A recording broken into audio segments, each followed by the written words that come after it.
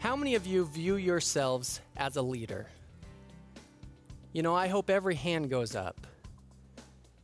Because leadership today is our scarcest resource, yet it's our most needed commodity. And it doesn't matter what position you're in, we need you to be a leader. I love what John Quincy Adams said. He said, if your actions inspire others to dream more, to learn more, to do more, become more, then you are a leader. Ty Bennett not only teaches leadership and influence, he lives it. Having built a $20 million business with his brother while still in his 20s, Ty brings a young, fresh take on timeless principles that is fun and engaging.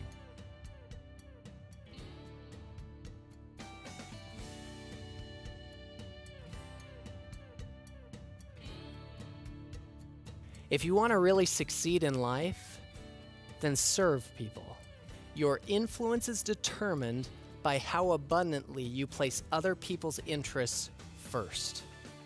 But I promise you, when you begin to live your life this way, your professional and personal relationships will flourish, and you will succeed beyond anything you thought was possible. Ty is the author of The Power of Influence, which Stephen M.R. Covey describes as frank, authoritative, and informative. Lasting influence means that people follow because of who you are and how you treat them. This is the real kind of influence. This is what real leadership is built on, because no one is forced or compelled to follow you. They choose to follow you because of the person that you are. It's interesting because situational influence and temporary influence can become lasting influence, but only when the essential ingredient of integrity is added. Ty has spoken to audiences around the world, from 20 people to 15,000. His clients include civic organizations and corporations such as Cordell & Cordell Law Firm, Riddle's Jewelry, and Subway.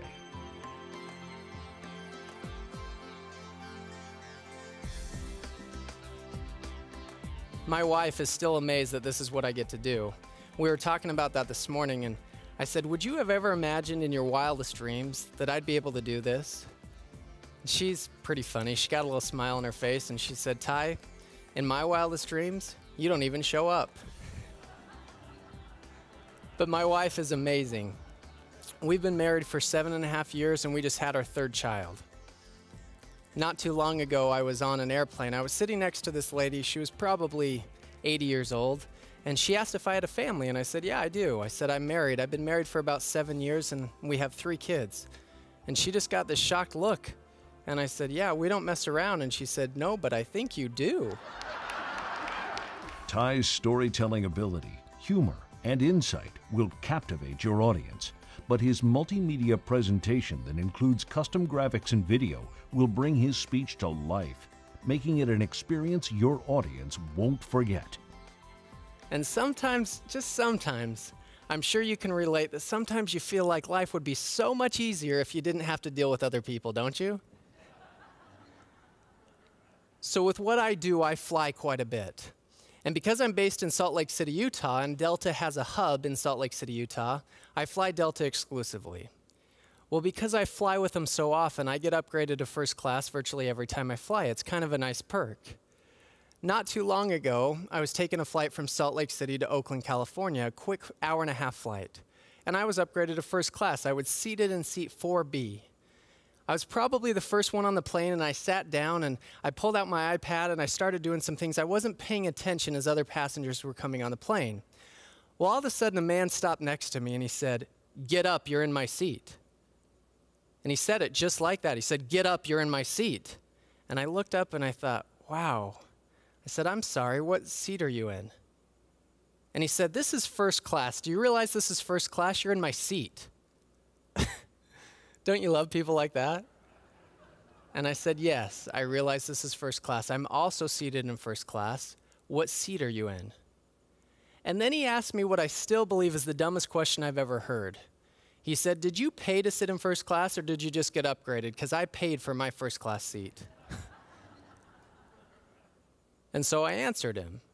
I said, "I got upgraded," which really stinks for you, because that means I paid a lot less money for the exact same seat. I said, "What seat are you in?" And he said, 4C. And I thought, you have got to be kidding me. 4C is right across the aisle. And without any hesitation, any apology, he just turned and sat down in his seat.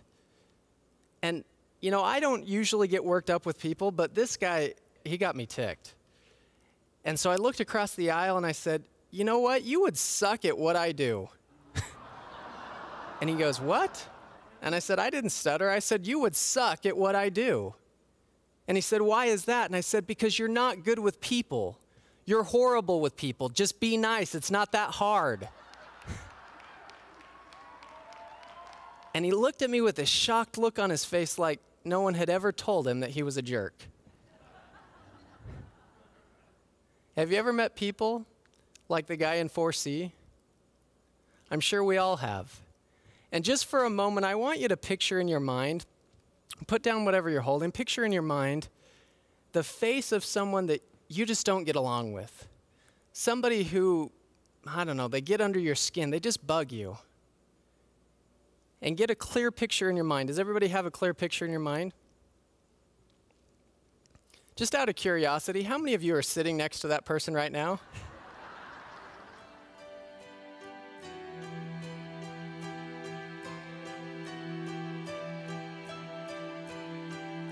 Anything is possible.